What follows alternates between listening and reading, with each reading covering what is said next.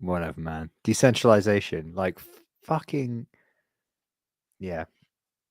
I guess they've got to analyze something, right? And there's a market for analyzing that limited range of some things, but most of the things that are being analyzed aren't exactly like, I don't know, they're not fucking big decentralized. They're not big. They're not really big on moving the needle on decentralization. They're certainly not big differentiators for one validator versus another half the time, as far as I can tell. Anyway, it seems like a load of bullshit to me.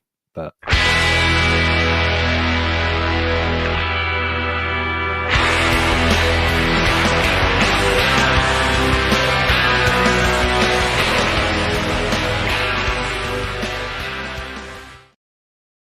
hello and welcome to Game of Knows, a weekly podcast from independent validator teams. When is Thanksgiving? We're down 2 members due to the turkey fucking holiday.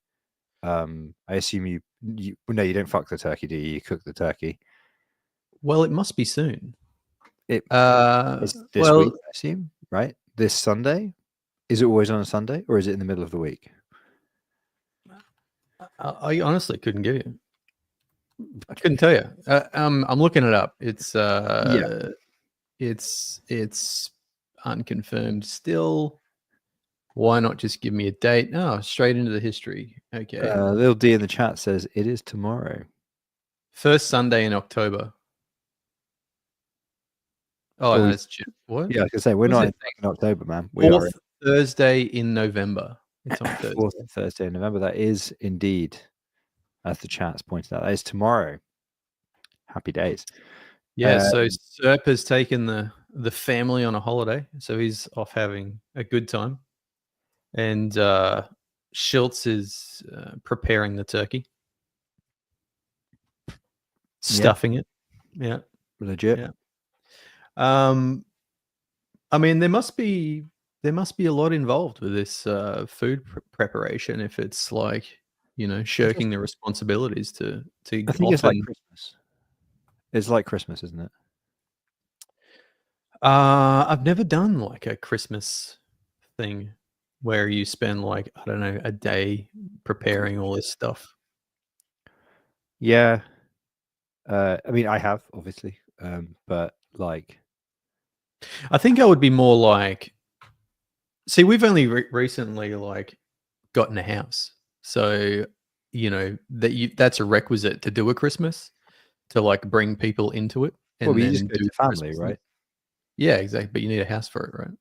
Yeah, but you go to somebody in your family draws a short straw, and everybody goes to their place and is like, feed me. I brought some part of the meal. Now you must feed me the rest of the meal.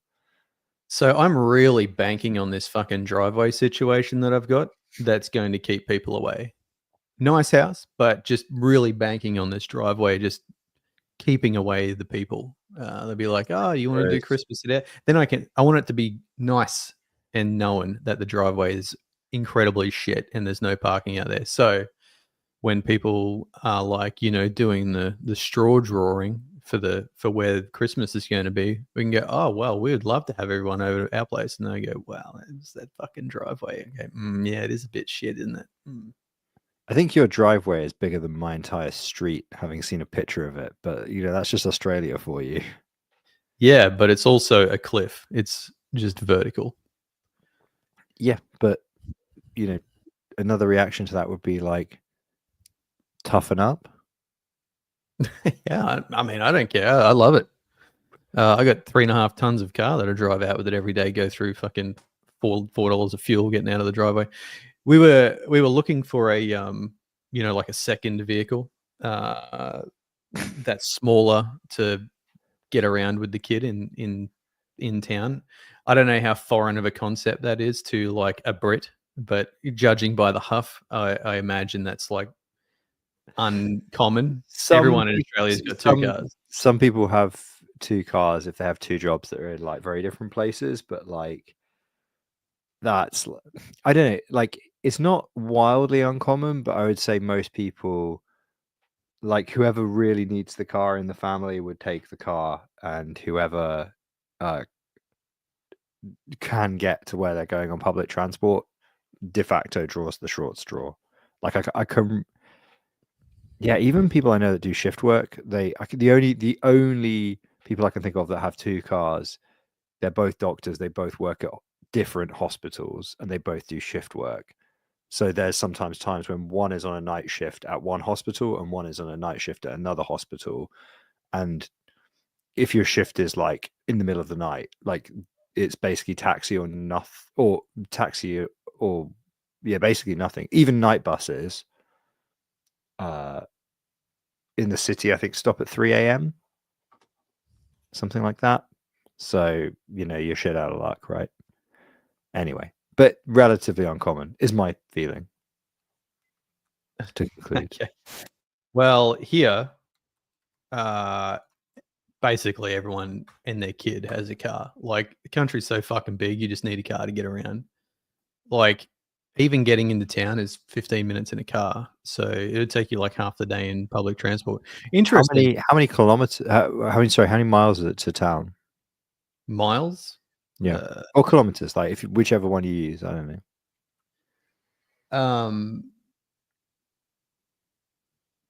I don't know. 20? 10? 20 miles. 10 Ks? 10 kilometers? Oh, 20 kilometers. No, like maybe 10 kilometers? Okay, It's that's not not that too bad. far. No, Yeah, so that's about 15 minutes on a bike. yeah, it's about 15 minutes a car because the traffic's a bit shit. Yeah, I've noticed that about any built-up area is the bike's the same time, if not quicker. But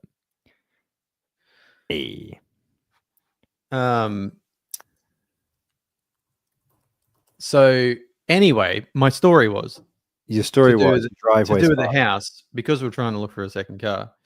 I kept asking everyone for like all-wheel drive cars because when it gets wet in my driveway, I've heard that people have had difficulty getting out of it before we got here. So just like, the wheel spinning. So yeah, but apparently like all-wheel drive cars are not as prevalent as what I thought they were. I thought they were just ubiquitous now. No, probably not. I would guess that they're still mostly not. But hey, what do I know? Don't even own one. So,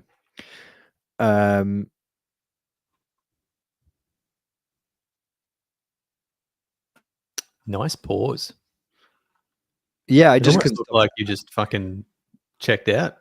I just couldn't stop thinking about your driveway. Honestly, I just had this moment where I was just like, imagine having a driveway so big that the gradient of the driveway is an issue. I was just like, the idea is pretty like it genuine. I'm being serious when yeah, I think it probably is about the size of my street. Like to even have that, because it must like to even have that kind of problem.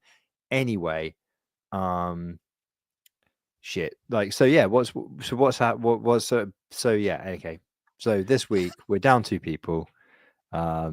It's Turkey week, whatever the American technical term for it is, Thanksgiving time. We don't really know what's involved with that, presumably turkeys and stuff. Happy days. Shout out to all of the American listeners of the podcast. What else has been happening? Tornado Cash is what's been happening, right? Well, can you? Or am I can you jumping tell us- into news too quickly? Because I think this is an interesting. No, well, do tell. What is the drama with Tornado Cash? So, right, with the caveat here, right, that my very fucking limited understanding of American judicial processes suggests that this is kind of a nothing. Like it's the first in a long step of things that mean something before it actually means anything. But an American appeals court has ruled that the SEC, I want to say it's the SEC, but I actually don't fucking know, because I'm professional on that, was basically overreaching with the whole Tornado Cash thing, and it's basically the whole thing is super interesting. But one of the most interesting things that the court ruled, again, my understanding of American law is that this is like a minor court, and all this shit needs to escalate to somewhere where it fucking matters. So, whatever. But it is a judicial is potentially a judicial precedent. Is one of those things that will then be discussed and yada yada yada. So I think it's interesting, right? One of the interesting things that came out was the fact that the smart contract was deployed, I believe, I'm not completely aware of the exact intricacies of how Tornado Cash worked, but my understanding is it's deployed as a immutable smart contract. And the argument was that nobody has any control over it in that situation, because once it's deployed, it's deployed. And that's like really interesting from a liability perspective, right? Because like a lot of the arguments about this were not about, the freedom of the users or privacy or using mixers or anything like that. A lot of it's like quite mechanical of like, well, nobody has liability for this, was my understanding of it. So it's pretty interesting. And obviously anything that can be used to make techniques for obfuscation of identity more viable is a really interesting space for like judicial rulings and regulation and legislation and stuff, because like it's such a fine and difficult line that I think has a lot of different feeling on each side, right? It's so core to the kind of the feeling around the technology. So we'll post a link in the show notes, maybe to somebody somewhere with a bit more analysis, right? So, I mean, just skimming over the article, it is interesting because I mean, this decision. So one of the main reasons that they went after Tornado Cash was to go after the technology, right? But sort of now with this decision, it's it's come up that. So I'll read this section. It says the decision answers a controversial privacy debate on whether the government, via sanctions list maintained by the US Treasury Department, has the right to target technology because it's associated with criminals. So they're saying, just because it's associated with criminals, does that? Same thing they used to say about Bitcoin, right? It's like, oh, criminals can use this to move cash around. I mean that. Yes, if everyone agrees that it's worth money, then you can use it to move cash around, right? I mean, it's not really anonymous, but they're saying that criminals use this, and then they're saying, well, now criminals use Tornado Cash, but if you start making that distinction that it can be used by criminals, then basically everything's a fucking target. Criminal could use a rock to throw at a person. Like, well, criminals do use property in the city, property not in the city of London, but they probably use property in the city of London as well. Actually, to be fair, but it's a common problem that people buy expensive property in London as a way of obfuscating funds. So I would imagine many other major cities and whatnot, anywhere it's valuable. It'd be interesting to see if So I know that like a lot of projects sort of got put on the back burner when all this Tornado Cash thing went down. Well, I want to say a couple of years ago now. So I wonder if this overturning will revive some of those projects. Hey, the first ruling was 2022, like late in the year. I think it was late in the year. I think it was literally like almost 2 years to the day, right? I mean, not to the day, maybe 2 years, a month, 2 years, 2 months, something like that, like autumn. The good news is that the Tornado Cash's Torn token rallied 500%. Happy days.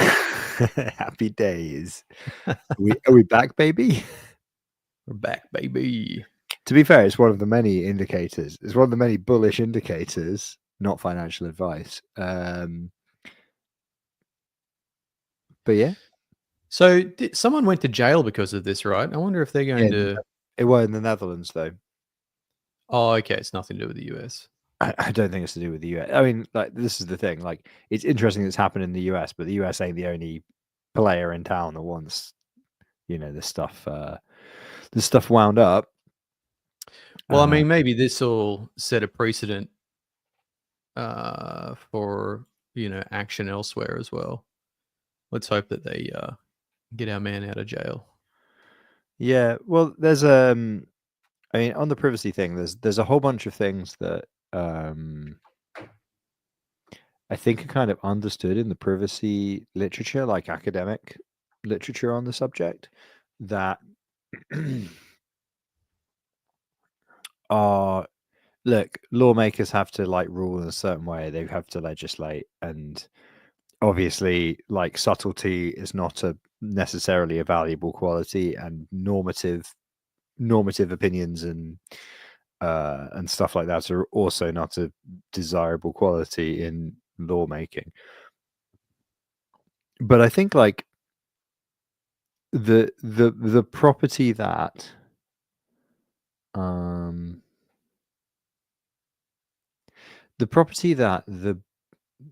there's a different context and a different argument and a different set of laws or decisions that should be made for some random degen who wants to send $5 of Bitcoin or Ethereum or whatever the fuck it is, and wants to use Tornado Cash as a mixer.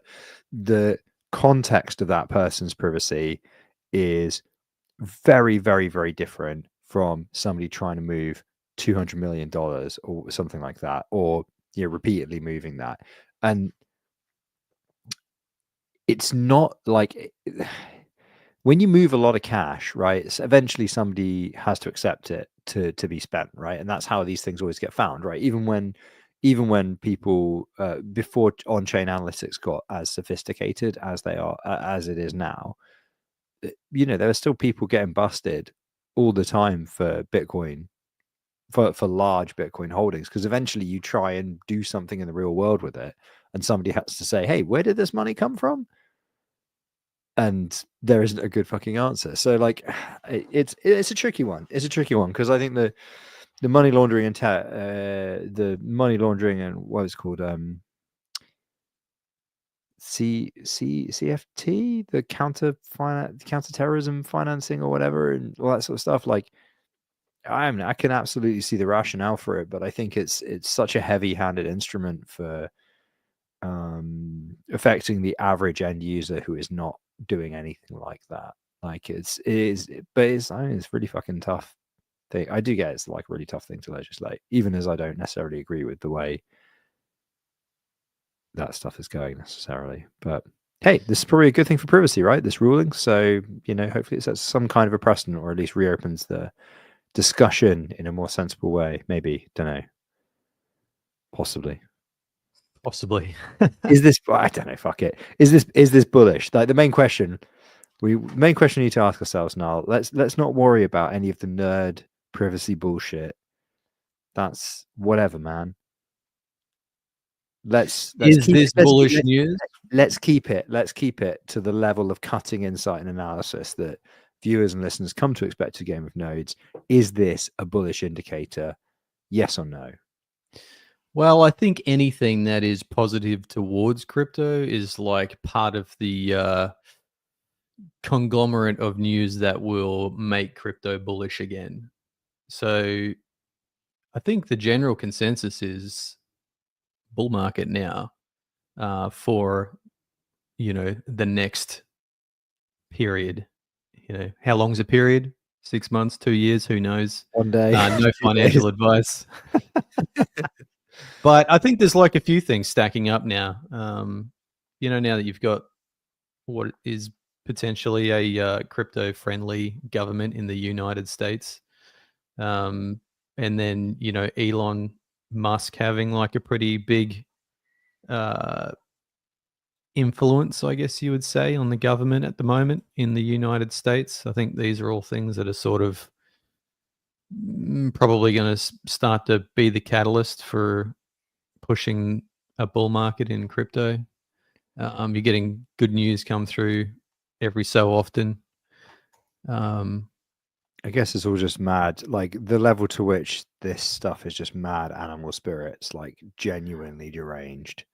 I wonder when I Probably think like the axing of Gary Gensler will be probably the real fucking the signal.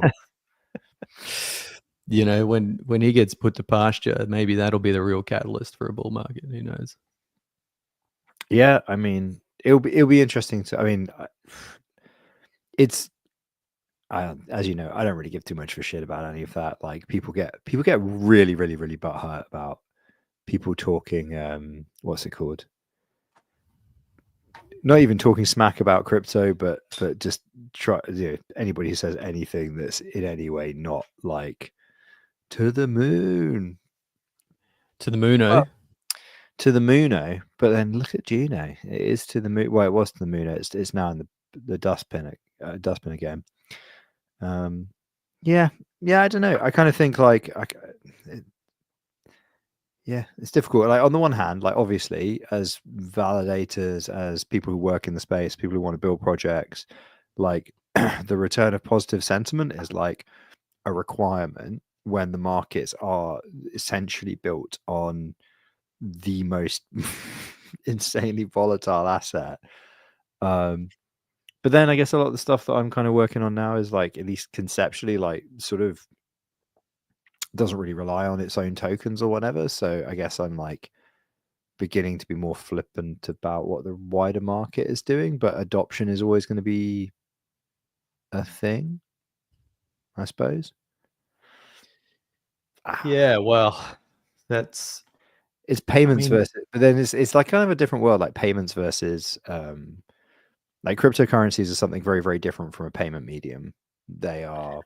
I can't imagine any implementation at the moment of crypto and cryptocurrency being like the basis of any adopted by everyone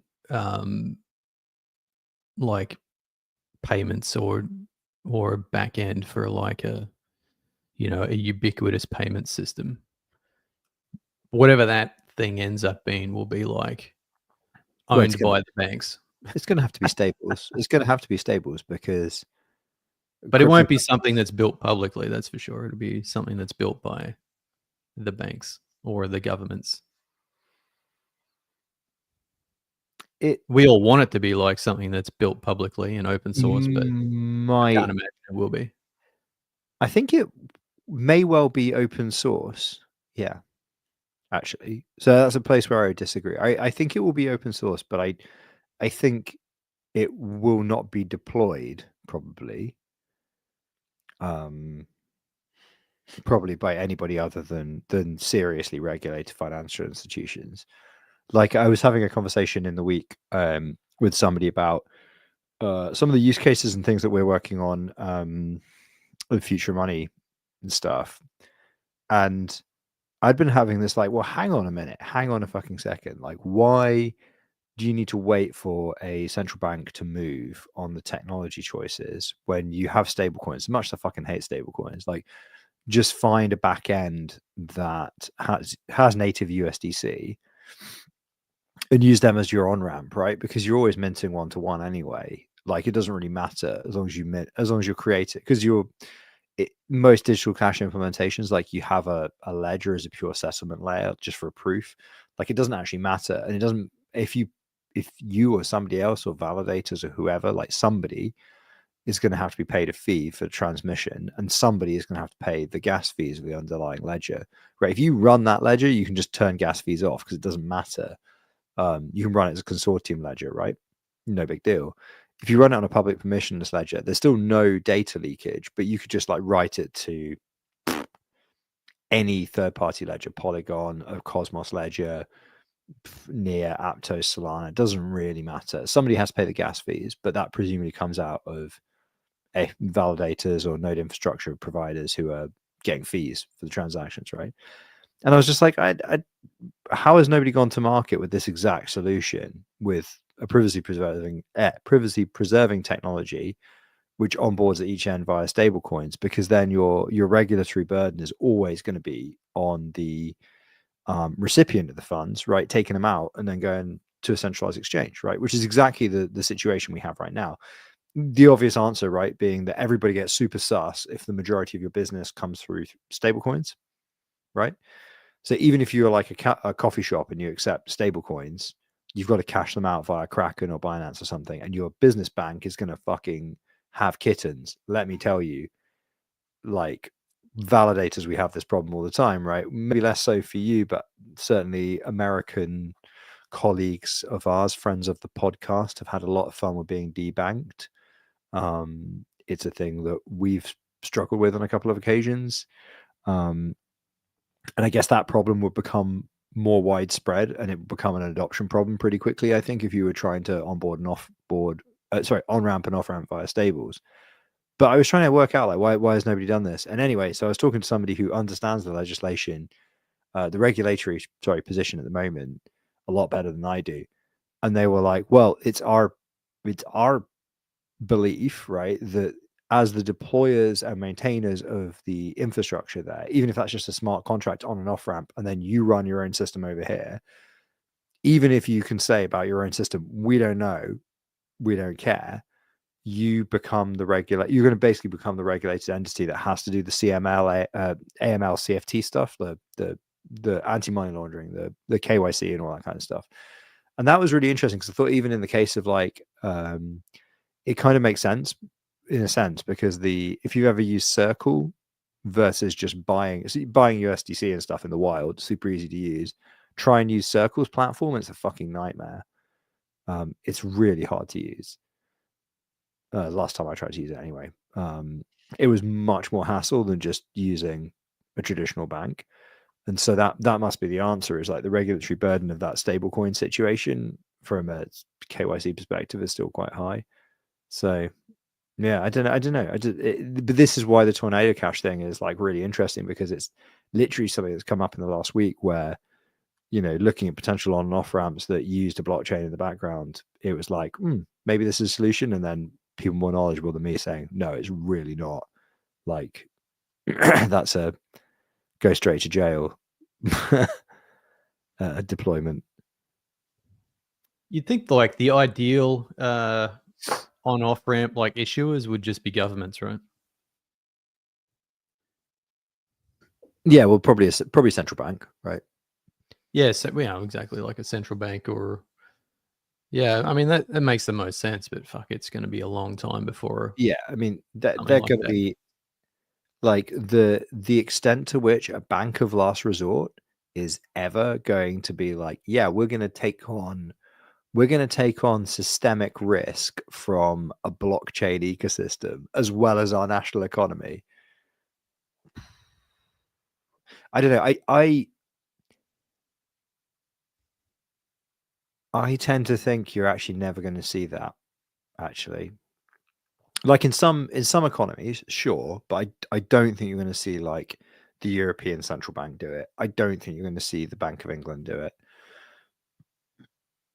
Just from I could be wrong, but like I went to a conference on systemic risk where there were central bankers presenting a little while ago, and I can talk about what was said, but I can't say who said it because it was Chatham House rules. But I would say that the mood of the room, the mood of the room was that, like, because obviously it wasn't about blockchains, it was just about systemic risk. Although blockchains and stablecoins and things did get lightly mentioned at a couple of points. I would say that the 2008 financial crisis still is very at the front of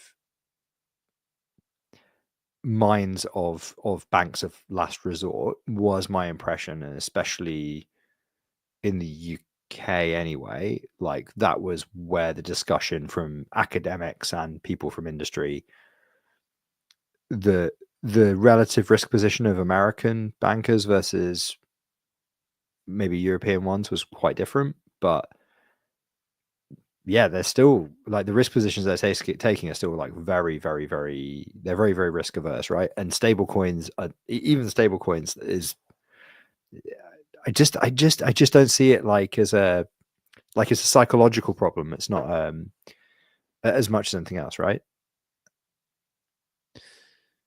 Yeah, well, I mean, because even if they control the infrastructure, they get out into the wild, right? That's what happens as soon as these things are in any way interoperable, which they'll probably have to be in order to work. Unless of course you're talking about like they have all the infrastructure and it's a walled garden, and these things never get outside the walled garden, in which case maybe. But well, I think I think there's just a couple of different like things that we're talking about in terms of like a payments and settlement um, situation that's ubiquitous. Say businesses are using it and the government's using it, and you can transfer, I don't know, $100 to your mum and know that that's going to always be $100 every day of the week, right? I think a system like that would be a walled garden. Um, at the same time, I think there will also be like heavily used public networks as well, um, but that aren't trusted by like the uh, the powers that be. Does that make sense? So Yeah.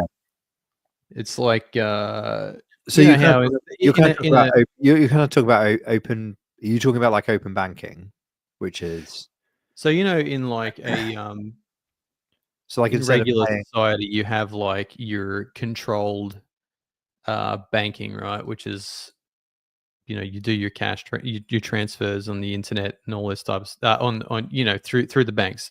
So you send your mum's bank account $100. You know that she's got that $100 every day of the week, right? And then you got people walking around with cash swapping for stuff.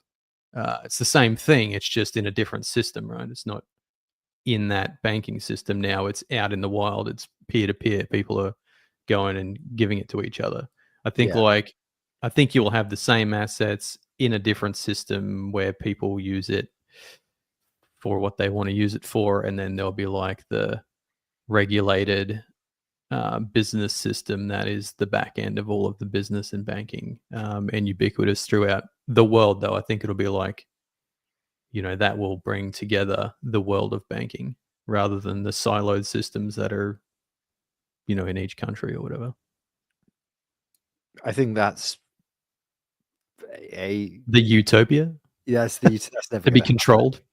Yeah, the, yeah, just the idea that anybody can cooperate on that level, I think, is just probably not the case. But I guess like the thing where you just like send your mom $100, whatever. I guess that's kind of like the goal of open banking, right? Which is that instead of doing a card transaction, which is private money, you will just send account to account, but basically have the payment rails for that to even work.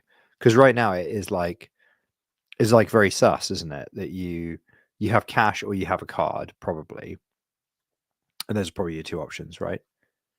Um, and if you do a bank transfer, you can do obviously like maybe more money than you could in just cash, but it's like there's kind of no consumer protections, number one, and number two, it's like really it's more difficult. There's much more friction to provide that data. Like account number, sort of number, or IBAN, or whatever it might be, IBAN and BIC. So I think that's kind of like that's my understanding of the goal of open banking, right? Is to make that thing work for consumer point of sale payments. Yeah. I mean, a big hurdle that they have to get over with crypto in general still is the account security and recovery of like accounts when people lose the means to access it. So, I mean, all that kind of means that there has to be a trusted third party of some description, um, to Yeah. help recover with accounts. So, Yeah, I guess that's kind of like the difference between, well, it's like it's back to accounts versus cash, right? If you drop $5 in the street, it's gone. Um, and if you uh, you know, drop lose your your internet banking password, you call up the bank. yeah, you call up the bank and you go, sort this out for me, and they go, oh, why did you drop that? And you go, oh, well, because I'm an idiot. Anyway, sort it out for me, and they do. So it's like Yeah. it's different things, isn't it? But yeah, either way, I don't know. It yeah, whatever. It's interesting, I think, and I think the Tornado Cash thing is like continues to be interesting because inherently any solution that looks more like cash has a different privacy story and is going to be more is going to cause more concern for a regulator, but I kind of think it has to exist in some form in the systems that we're building. It is definitely the first port of call for any exploit. You always, when you read the description, like the first thing after money's stolen, money's goes to Tornado Cash.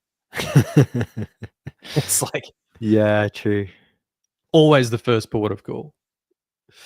It's not like, the hacker stole $40 million and sent it directly to his personal account at Binance. Well, yes, that is true. I mean, so something. Are there any other platforms out there that help criminals do business quite as effectively? Well, Royal Bank of Scotland was laundering drug cartel money, wasn't it? It was either HSBC or RBS was doing that. I think I remember HSBC being in some hot water for laundering Yeah, of the money. and it wasn't like a small amount of money; it was a lot of money. So knowing nothing about that case, I imagine that, some relative was being held over a hot spike for years. Yeah, I don't know. I think they just did it. Just went, it's good commission. Well, yeah, like honestly, I don't think it was like super. I mean, like citation needed. Papa needs a new Lambo. I think it was more that than it was. We got your family because like you can't be like careful and what's it called? You can't be like anon and anon sus.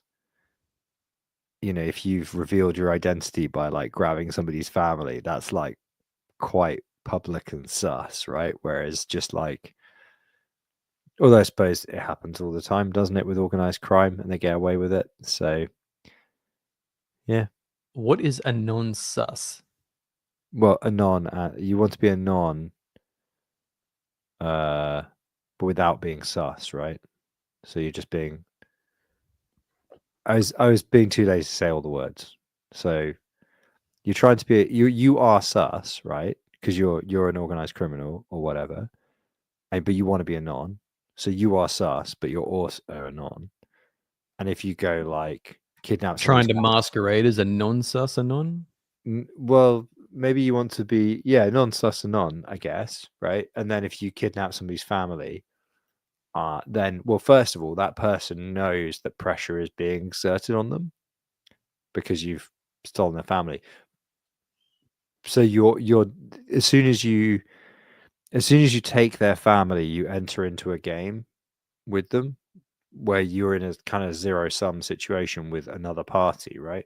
Whereas if you just stay sus and anon, but maybe not sus as that situation, you're still just like some client of a bank trying to move some money without the situation having like escalated or whatever,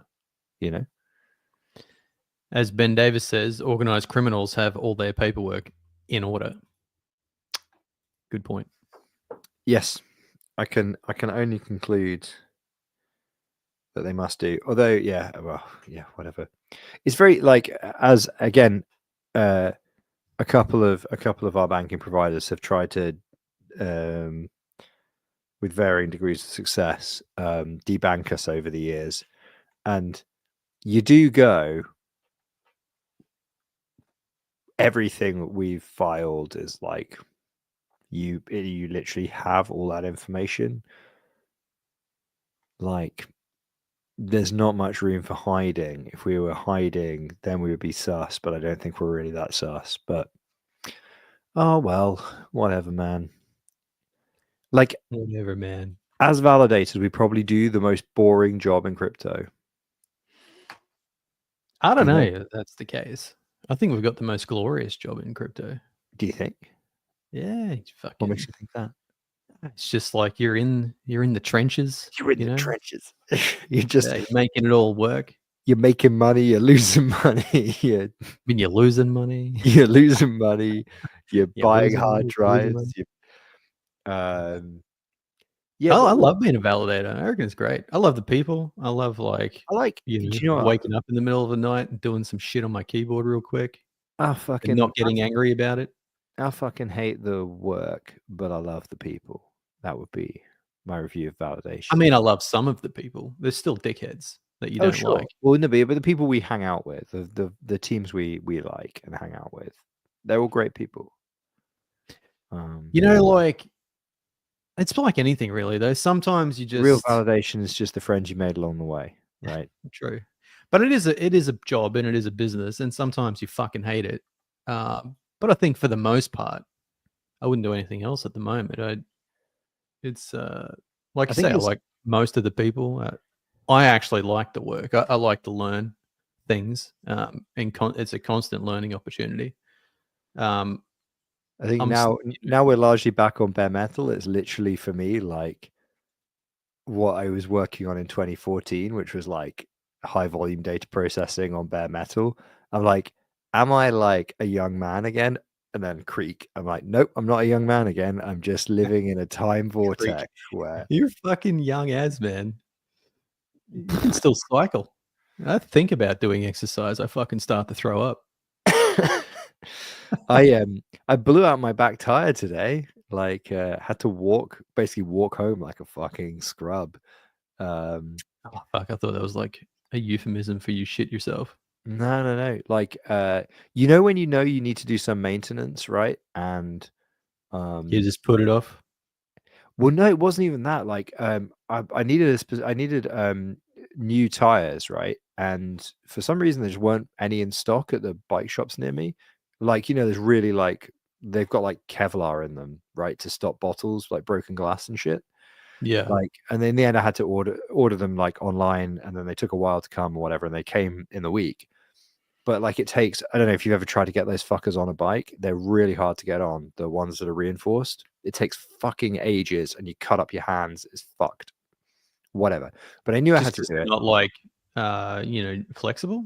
Yeah, they're not As flexible at like, all they're because not can't they've got stretch. because they've got the Kevlar and shit in them. You need to like fully fucking lever them on with like quite a lot of force, and it's always a fucking shit show, right? But anyway, whatever. I basically I've ridden enough miles on a bike to have looked at my tires 2 weeks ago and gone, something bad's gonna happen. I can see that they're beginning to get past their best. So if I can order the tires, I don't even know how much it would be in Kanga bucks, probably about $150 worth of tires. I don't know. They're not cheap. So you've like, relatively cheap. You've worn through the belts. You know they're going to pop at some point. Let's go for a ride down the highway. Yeah, exactly. So anyway, Yeah. they were I finally got all the parts through like the other day, the tires and new inners and all that kind of shit. And I was like, right, I'm gonna do this, but I don't have the fucking time because I get home from work, make food for little one, go pick up little one, feed little one. Yeah, Some because combination life of is the other a half. good excuse to not do things you don't want to do. Yeah, exactly. And then by the time you're done all that shit, you don't want to fuck around with a bike in the cold for 2 hours. Because you could potentially paint a figurine or drink a beer. Drink a beer, yeah, or It's cold. remaster and Commander, Cold the dark usual. outside, The usual shit that whatever. It was toe actually jam needs picking, like it was snowing the other fucking day here, so like it is cold at the moment. Anyway, and fucking today, I knew it, right. So basically, I got the parts the other day, and I was like, right, Saturday, I've got all morning. We'll just get this done. We're going to switch all those. We're going to switch the brake pads. We're going to fucking we're going to strip the bike, re-grease everything. We're in the middle of the winter, right? It's time to do like the proper maintenance run, as you do.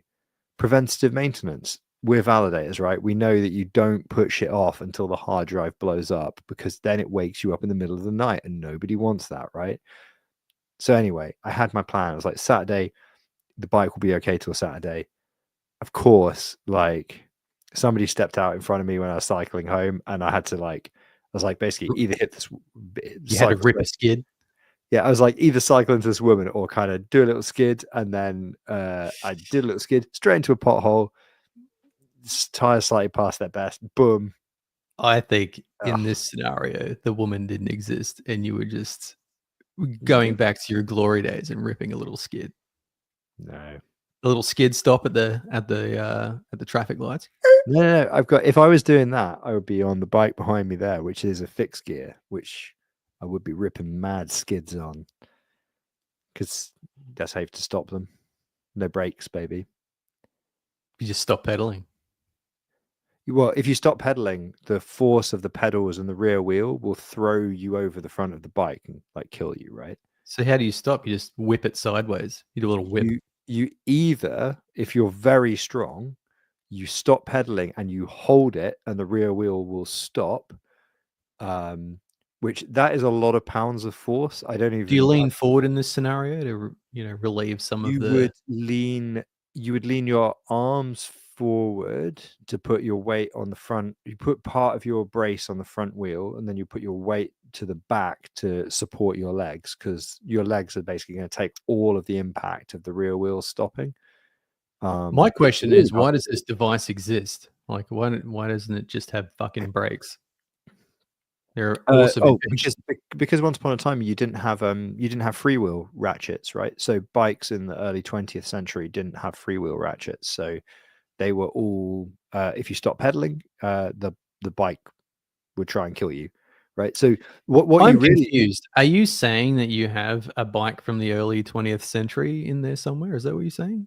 behind me, yeah. Well, no, because track bikes, bikes that they race on the track, like Olympics, all that kind of stuff. That's all still done with fixed gear bikes. So a lot of people, bike couriers, people who ride in the city, still ride fixed gear bikes because they have no moving parts. They have literally a chain, pedals, and typically there's a optional front brake, but like even then, it doesn't really do anything and you don't use it. Like it's the simplest bike you can possibly own. You have like a chain, pedals, um, a chain ring, and that's it. And it's So direct they drive. don't have any gears at all. Nope. So what happens like when you're, you know, I feel like you're limiting your top speed a bit there because it's pretty hard to like apply the torque when your legs are going really fast around in circles. Yeah, It's like but a angular momentum you problem. haven't thought this through very. So if you on a road bike, right, you can do like 38 kilometers an hour if you're feeling good, like just on your way into work, right? Um, but you've got brakes, right? So you can slow down and stop in maybe 40, 50 meters, something like that. Um, on a fixed gear, on a fixed gear, sorry, if you were cycling at 40 kilometers an hour, your stopping distance is way longer. I'm thinking about racing uh, around in a circle. Oh, right, yeah, you just put a massive chain ring on there. So that's obviously why then all these people have got Christmas ham thighs to get Yeah, that thing moving. yeah, exactly.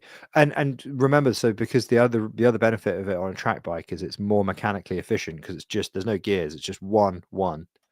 And that saves like what 5% or 2% or whatever, and that's the difference between winning or losing when you're talking about hundredths of a second these races are won by. So So is just there a lot of like per rider tweaking to like find the sweet spot between what that rider can apply in terms of torque with the angular momentum of their sort of feet, sort of what suits them the best, because you got drag, you got your bike yeah. drag, and you really need to like have the power zone for that person where this is like the peak sort So of so you're revolutions per minute for the amount of torque that they can apply with their quads. Like, because as the faster the, you go, the harder it is to the get the answer torque down before the pedals out. the answer to that question is yes. People spend literally millions and millions of dollars on that. Like for national teams, like the Australian track team are pretty successful. I would guess that their annual budget on R&D and that kind of stuff is probably like $10 million or something like that. Like they must spend. These guys will have all of the track teams that win have like access to wind tunnels and shit. Like if you want to win the Tour de France, your team has to have access to a wind tunnel, right?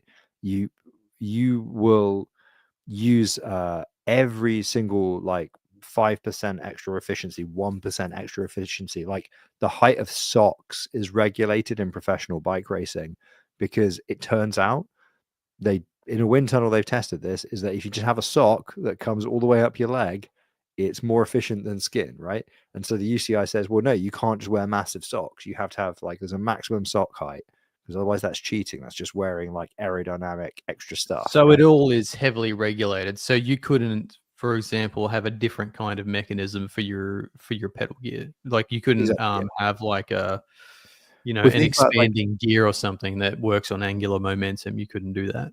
so think about just the shape of the bike, right? The shape of the bike is like 3 triangles, isn't it? It's like the frame, and then it's the rear dropouts, and then 2 wheels. That is regulated, right? You have to have a bike that has that shape if you want to ride in the UCI. But So what any about the drive mechanism, like the pedals? I'm pretty certain there are a whole bunch of rules about how that has to work. It has to be you can obviously have like you can have electronic shifting and whatever the fuck you want. That's up to you. The reason that they use direct drive on the track is because it's more efficient. That's the reason, right? And you're in a velodrome, so there's no hill. There's just a straight track, and you're essentially riding on the flat with no wind. So Are you allowed a belt drive? you probably can have a belt drive, but they are not widely manufactured or in use. I mean, So if your budget's $10 million a year, I think you could fucking make it. yeah, but then if it fails once at the Tour de France, your team is going to go, why the fuck did we use that one untested part when we could have just used Shimano? Well, I mean, people do that shit all the time in Formula One, right? Their teams develop stuff like, what That's probably more someone. likely to happen in the Olympics, I think, because I think national teams, the national teams, they're quite often winning or losing by like 100th of a second on the velodrome, and so they're much more keen to try like zany ideas. Whereas like if your bike explodes halfway through, like if your bike explodes on like the velodrome in like a 2 or 3 minute sprint, um, you know, you look like a bit of an arse, right? And you have to explain to the Australian sports papers, oh yeah, we thought that we were going to smash it, but then the bike exploded, and people go, oh, that's a bit of a bummer. If you lose the Tour de France on stage like 17 because 110 kilometers into a 200-kilometer stage, your bike explodes and the team car ain't there, and you lose 2 minutes, like 50 million euros worth of sponsors are going to kill you. They're just going to defund your team. They're going to be like, your entire season is fucked because you decide to YOLO it. Because you wanted to make something new, you asshole. Whereas I feel like maybe on the national teams and stuff for the Olympics, they have a lot more of a risk taking attitude.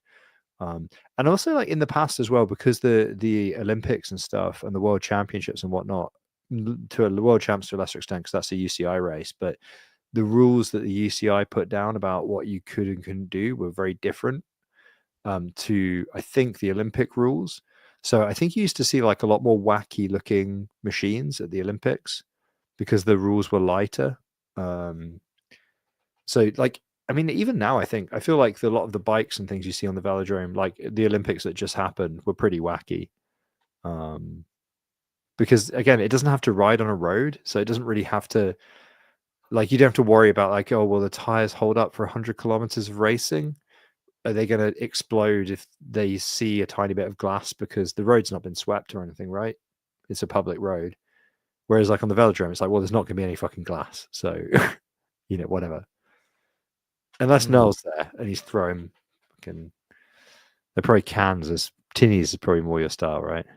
Throwing experiments at the bikes. Yeah.